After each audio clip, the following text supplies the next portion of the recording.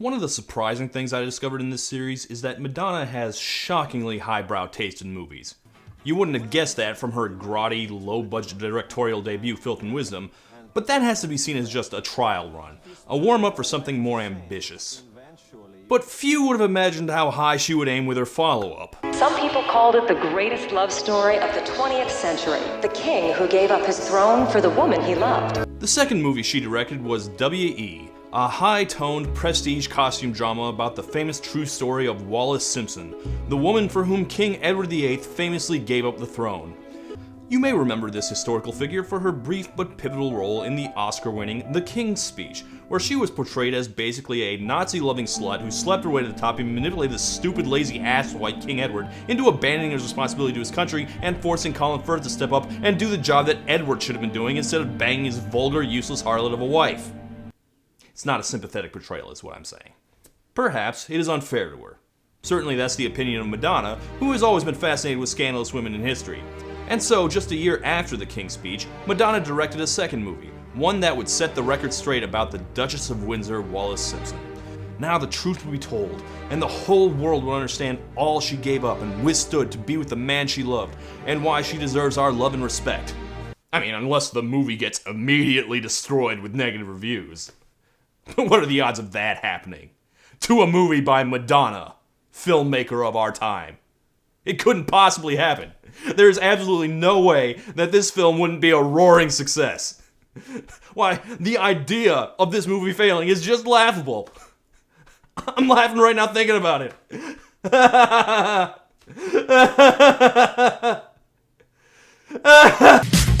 Everybody comes to Hollywood.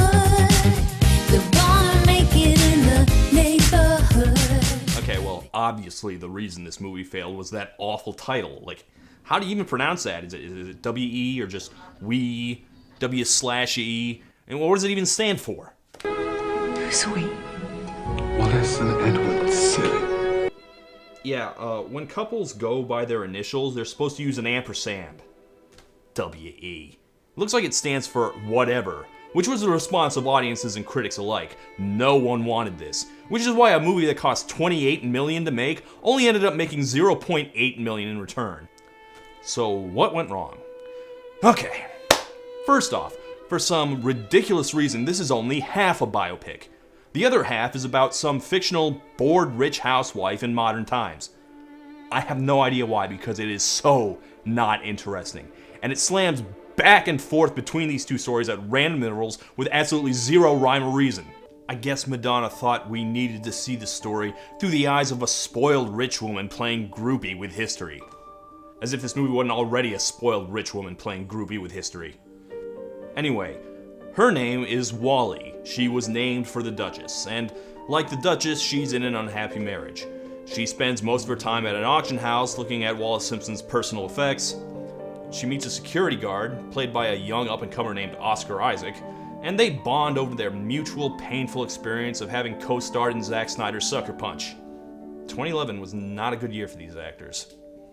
And as for Wally's fascination with Wallis Simpson, on one level, yeah, I do get it. On paper, the story of a woman so enthralling that a king gave up his throne for her is, it's very romantic and inspiring. Unfortunately, nowadays, many, if not most people, associate Edward and Wallis for their public flirtation with Nazi Germany. How do you deal with that? Well, whereas in The King's Speech, which treats every nasty thing said about Wallis as 100% true, Madonna treats them as 100% false. They went to Germany in the 30s. Met with Hitler. Because Edward was desperate to avoid a war. He might have been Oh, well, that explains everything. Bullshit! He might have been naive. It doesn't make them Nazis. It's all documented, Warren. Well, it's not, actually. Most of it's based on rumor. No, the evidence is a little stronger than just rumors. There's a pretty long list of reports of Edward VIII giving every indication that he liked him some Nazis. Whatever, every biopic glosses over the uncomfortable parts. The story's not about their politics, it's about their romance. And that's what Madonna brings to life so vividly. Except, of course, that she does not, because, surprise, Madonna's a terrible director. Danny, good coming of it. Why? We're going around a tree! Whee! Honestly, Madonna's low-budget indie movie was probably a better idea than this was, because trying to make an elaborate, showy, artsy movie definitely proves, for the record, how bad she is at filmmaking. Like, this is a movie that's trying to be this respectable, highbrow period romance, and then wacky shit will happen like Oscar Isaac walking around without pants for no reason. And look at this, a drug sequence taken straight from Requiem for a Dream. Which would already be ridiculous before I tell you that in the scene, what she's injecting herself with is pregnancy hormones. No. What's Madonna trying to say here? Is Wally going to downward spiral and become a homeless junkie, whoring herself out for a hit of fertility treatments? Or here's another one, this is amazing. Okay, they're all watching the movie, the party's dull, so the king decides to liven things up by spiking the drinks with speed. Apparently what Madonna really wanted to make was an 80s frat comedy. It's time to wake these people up. Funny enough, this actually happened. I know, it sounds made up, but yeah, it was. I mean, it was done by a friend of the king, not the king himself, but yeah, it is based on true events. However, I doubt in real life it happened like this.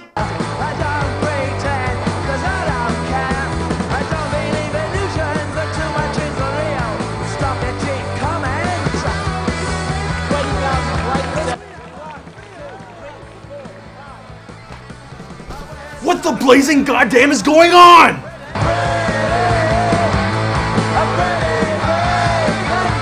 Yes, I have seen directors use anachronistic modern music in period dramas before, but it's usually to capture a mood of some kind. Blasting a Sex Pistols song about vapid rich people over scenes of vapid rich people makes me think Madonna wants me to hate these characters, which, by the way, I do. Don't you think a woman has more to offer than the way she's dressed? Of course, but men are such visual creatures, darling. My question is, what do the two stories have in common? Like, sometimes the two stories start overlapping. Wally gets visited by the ghost / spirit guide / psychotic hallucination of Wallis, and she gives her advice, and I don't see what they have to do with each other. I mean, yes, Wally and Wallis, they have the same name, they both married rich guys, they both started affairs, but otherwise, the stories are still nowhere near alike. Marrying a king and being in the public eye is a little different from screwing a security guard. And for that matter, even within the movie, King Edward is still basically just a vacuous party boy. Well, I make me martini. Well, let's start there and see how it goes. Yes, the way to a man's heart is through his liver.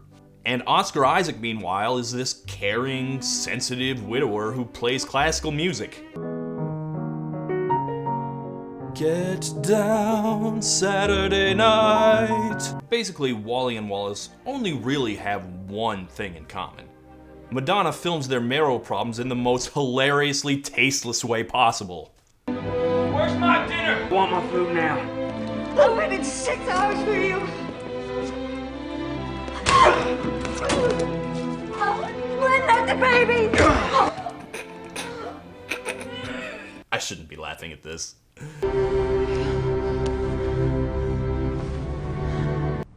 it me?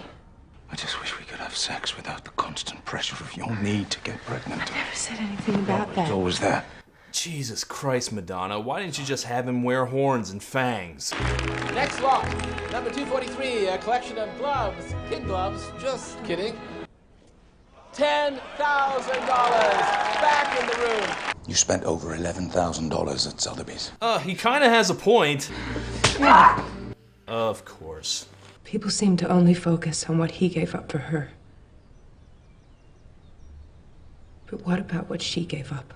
If there is one reason why I'd want to see this movie made, it's because of Madonna's thesis that Wallis suffered a lot of bullshit to be with her man. Just like Ava Perón, as played by Madonna herself. Did you hear that? They called me a whore. They actually called me a whore. Yeah, Madonna, show us all the sexist crap Wallis had to deal with. Salade de fruits, ah, quel joli nom. Au nom de tes ancêtres hawaïens, il faut reconnaître que tu le portes bien. Why is this scene so incompetent? Why is this the soundtrack? You're a world-famous musician, Madonna. How are you this incapable of capturing the tone of a scene with music? You know how in The King's Speech, Wallis is this total hoe bag, but England's beloved Queen Mum is just awesome and wonderful. I intend to be a very good queen, to a very great king. Well, we're doing Wallis' story now, so guess what? Now the Queen Mum is a complete bitch! Yeah, she's just this nasty, backbiting snob. What? What? Marjorie? What? Oh, give Madonna this, she was good at spotting hot rising talent. And where's your husband these days, Mrs. Simpson? And unlike in that other movie, where we only heard about how horrible Wallis was, in WE we straight up see the Queen being an ugly, jealous harpy. In fact, in this movie, she's the reason why Edward and Wallis never returned to England. You know what he's calling about, and you know you'll give in if you speak to him. He's my brother. The last thing you need is your brother the Nazi dashing around England with that trollop of a wife. Yes, the King's brave leadership helped England keep calm and carry on during the Blitz. But he couldn't get his wife to let him see his own brother. Sure, yeah, I totally buy that. But despite their exile, we do see them late in life, the King ill and presumably on his deathbed, but the two of them still so very much in love in their old age. Aww.